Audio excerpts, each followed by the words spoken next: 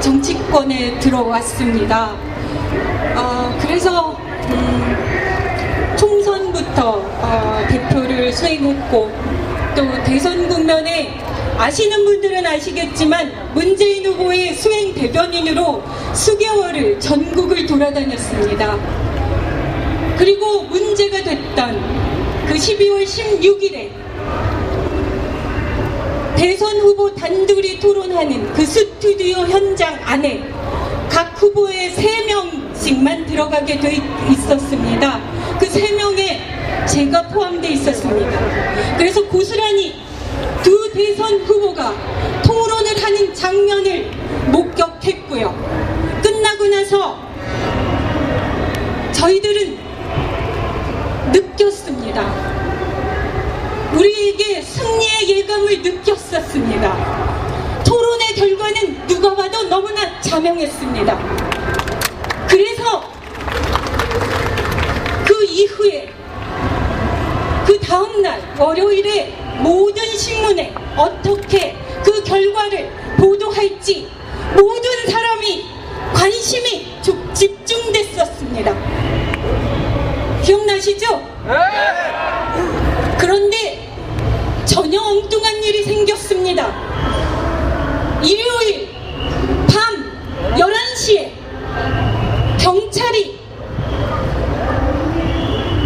경찰 역사상 수많은 사람들의 관심을 끄는 그런 엄청난 사건들이 있었어도 단 한 번도 일요일 밤 11시에 중간 수사 결과를 발표한 적이 없습니다.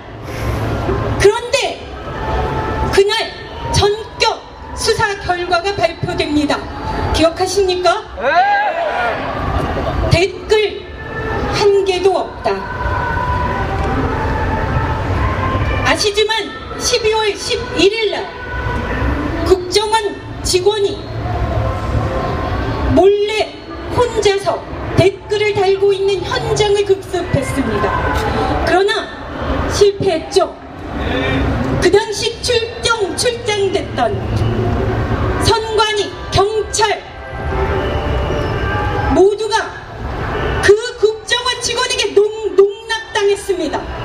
그 국정원 직원은 자기는 일반인이라고 했고 그곳은 자기가 그냥 자는 곳이라고 했습니다. 그리고 기억하십니까? 48시간 동안 아무도 못 들어오게 하고 오빠라는 사람 불렀습니다. 기억나십니까? 새누리당이 끊임없이 공격했죠. 가냘픈 20대 여성을 철저하게 인권을 짓밟고 화장실도 못 가게 하고 밥도 못 먹게 한다고 했습니다. 그리고 문재인 후보가 인권 변호사였다는 그 사실 이용해서 인권 변호사라는 자기가 이기고 싶어서 구체스러운 선거 공작을 하고 있다고 맹렬하게 공격했습니다.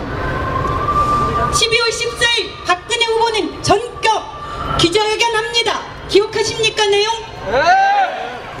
외우기 싫어서 적어왔습니다. 민주통합당 구태정치 멈추라. 터무니없는 모략으로 밝혀지면 문재인이 책임져라. 국정원이 댓글로 여론조작을 했다고 주장해놓고도 정작 그 댓글이 뭔지는 단 하나도 못 내놓고 있다. 성폭행범들이나 사용할 수법을 동원해서 여직원의 집을 알아냈다고 했습니다.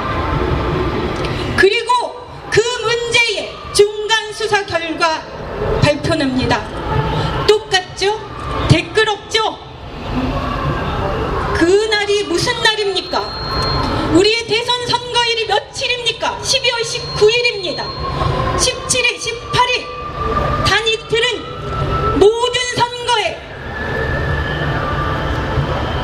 가장 핵심적인 초점이 되는 너무나 중요한 이틀입니다. 그 이틀 동안에 그 중간 수사 결과 발표를 얹고 그 다음날 모든 신문의 일면에 뭐가 나왔습니까?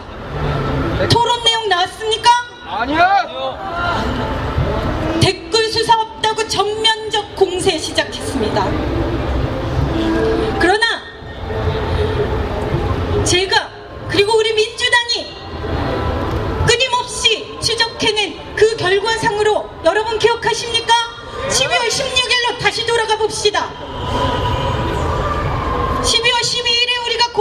했기 때문에 겨우 나흘 동안의 수사 기간입니다. 그동안 48시간 동안 국정원 직원은 지시를 받으며 더군다나 오빠라는 이름으로 국정원 직원을 그 안으로 끌어들여서 전격적으로 모든 증거들을 다 삭제했습니다. 그럼에도 불구하고 수사기관, 수사를 직접 담당했던 수서경찰서도 모르는 상태인데 12월 16일 오후 12시, 오전 12시죠. 점심시간에 새누리당의 김무성 의원 기자들에게 말합니다. 오늘 수사 결과 발표할 것이다. 댓글 없다는 얘기 듣고 있다. 그리고 대선 후보들이 토론을 하게 되면 아시죠? 모든 방송에서 그 토론에 대한 평가를 하기 위해서 전부 대기합니다. 새누리당의 대표 박선규 대변인과 민주당의 대변인 진성준 대변인이 그 시각에 9시 반부터 생방송 스튜디오에 뛰어 들어가서 대기하고 있었습니다. 그런데 중간 수사 결과는 11시에 발표했는데 핸드폰도 못 들고 가는 생방송 스튜디오에 안에 있던 박선규 대변인이 10시 40분에 이렇게 말합니다. 수사 결과 발표 났을 것이라고, 할 거라고.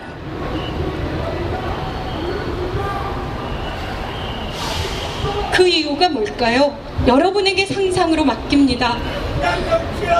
저는 사람이 괜히 그 자리에 있는 게 아닌 것 같습니다. 아시는 분은 아시겠지만 제가 그닥 공부를 못했나 봅니다. 그래서 고시가 꽤 늦게 됐어요. 10년을 공부해서 변호사가 됐고요. 운이 좋아서 너무나 훌륭한 변호사들이 계시는 곳에 들어갔습니다. 그래서 10몇 년 동안 끊임없이 사회적으로 이슈가 되는 사건들에 관여해서 변호를 할 수 있었습니다. 그것이 저를 성장시켰죠. 그 과정에서 수많은 것들을 목격했습니다. 여러분, 국가 권력의 오남용으로 일반 개인은 얼마나 큰 상처를 입는지 아십니까? 변호사가 만나는 의뢰인들마다 거의 80~90%가 첫마디가 그겁니다. 내 인생에 내가 이 자리에 와 있을 줄 생각도 못했다고. 여러분 기억하십니까? 재심 사건들. 그 사람들은 중정 시절에 그저 북한에 있는 친척 만나고 싶어서 만났다는 이유만으로 이적행위, 간첩으로 내몰려서 때로는 사형을 당했습니다. 자기 가족이 억울하게 사형을 당하면 그 사람만 희생됩니까? 그것을 울고시 목격했던 모든 가족들이 망가집니다.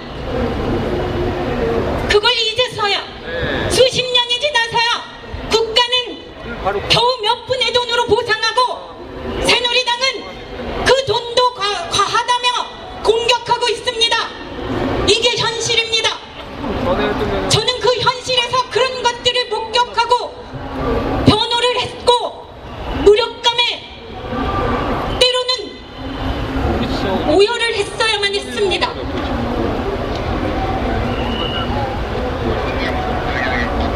지금 이 사건의 의미가 뭡니까? 저는 그렇게 생각합니다.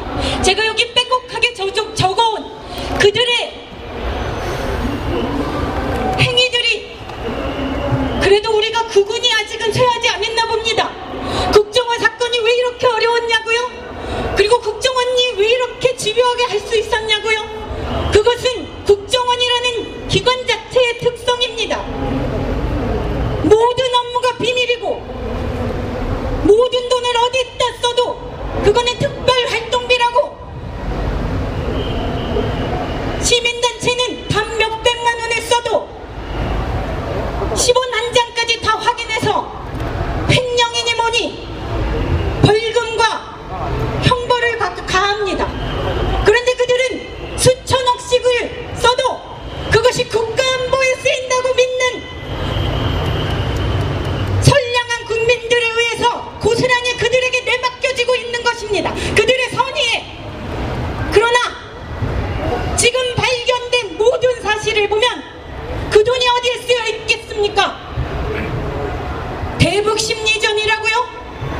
제가 읽어볼까요? 선거법 위반이 문제가 됐기 때문에, 사람들이 관심이 없었기 때문에 그 공소장에 첨부된 범죄 일람표의 내용을 아무도 몰랐습니다. 제가 1000페이지라고 했지만 죄송합니다.